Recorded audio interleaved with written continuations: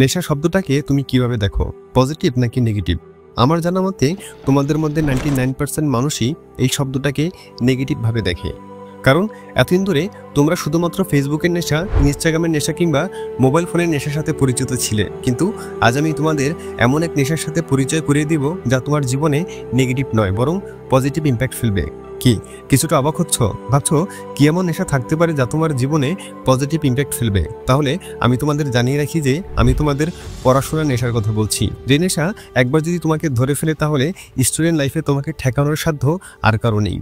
নগর বায়োস্কোপের আজকের ভিডিওটি যদি তুমি মনোযোগ সহকারে দেখতে পারো তাহলে তুমি শিখতে পারবে যে পড়াশোনাটাকে কিভাবে নিজের নেশায় পরিণত করা যায়। আর আমি মনে করি প্রত্যেকটা স্টুডেন্টের এই ভিডিওটি দেখা উচিত, কারণ স্টুডেন্ট লাইফের মোড় ঘুরিয়ে দিতে আজকের এই একটা ভিডিওই যথেষ্ট।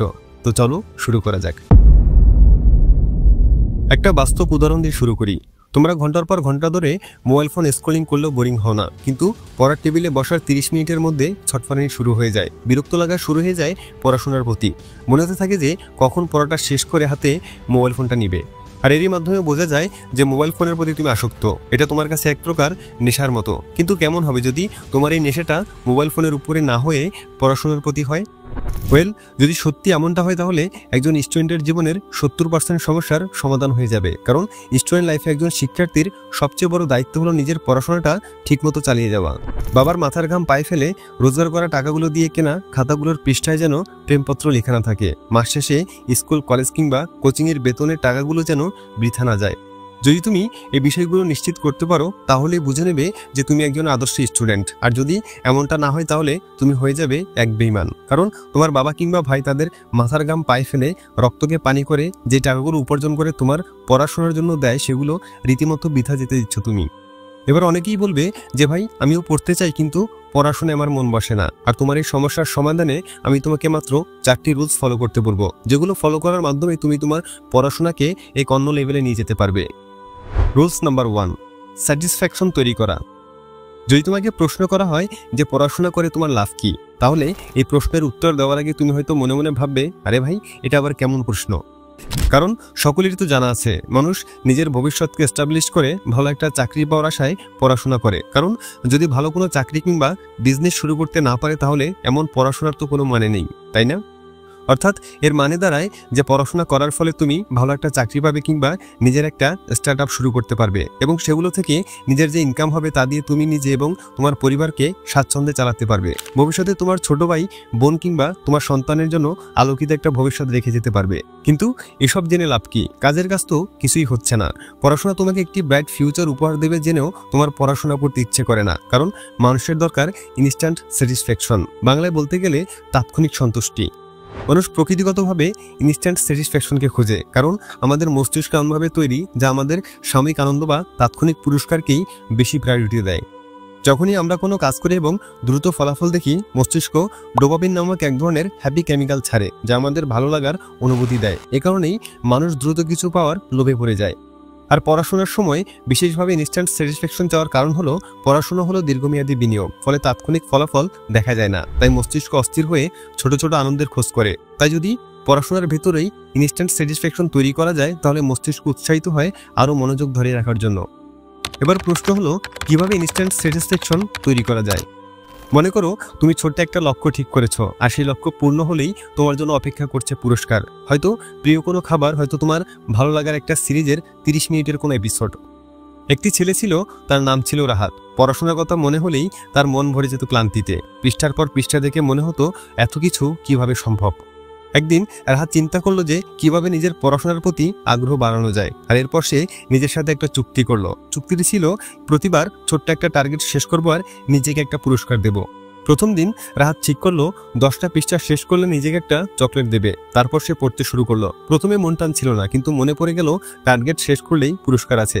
আর যখন 10টা পৃষ্ঠা শেষ করলো তখন হাতের মুঠোয় ধরা সেই ছোট্ট চকলেট ছিল যেন এক বিশাল ট্রফি।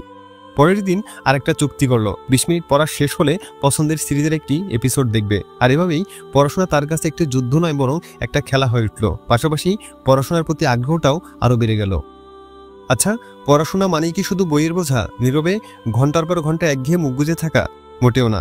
পড়াশোনাকে আনন্দে রূপান্তর করা সম্ভব যদি তুমি কিছু ইউনিক উপায় যোগ করতে পারো।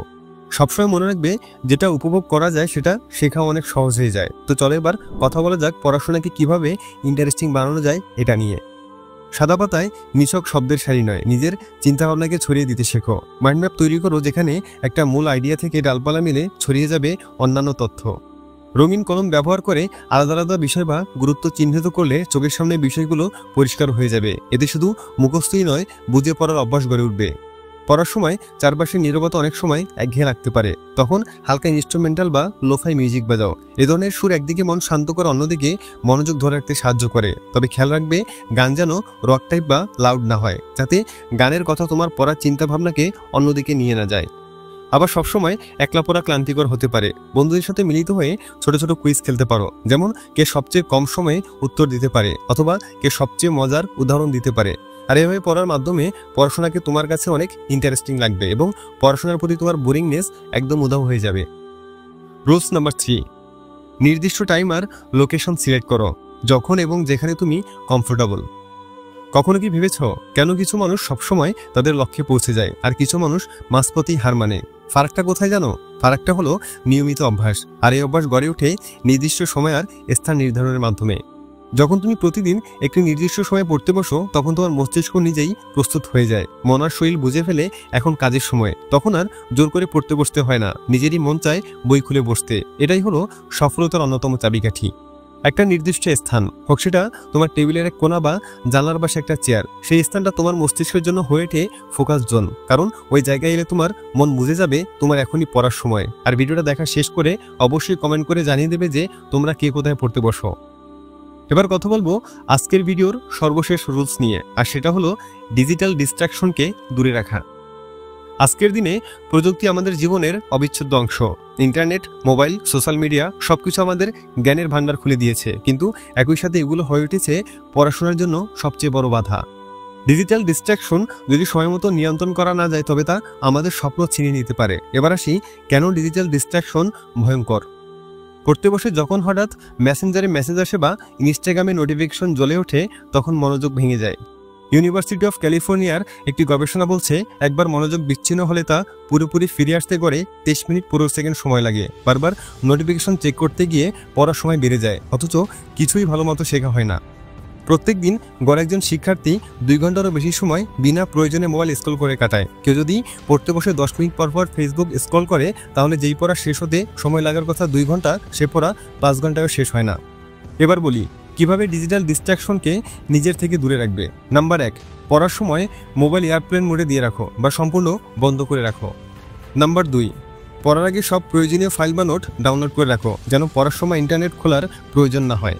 নাম্বার 3, নোটিফিকেশন অফ করে রাখো। নাম্বার 4, ছোট ছোট ব্রেক নাও, যাতে মন ক্লান্ত না হয় এবং মোবাইল চেক করার ইচ্ছাও কমে। ডিজিটাল জগৎ একদিকে আমাদের বন্ধু, আবার অন্যদিকে আমাদের শত্রু হতে পারে। এটা নির্ভর করে আমরা কিভাবে ব্যবহার করি তার উপর। মোবাইলের স্ক্রিন নয়, তোমার ভবিষ্যৎ হোক তোমার চোখের সামনে, এই কামনা রেখে আজকের মতো বিদায় নিচ্ছি। দেখা হচ্ছে পরবর্তী ভিডিওতে। ততক্ষণ পর্যন্ত সাবস্ক্রাইব করে নগর বায়োস্কোপের সাথেই থাকো। Thanks for watching.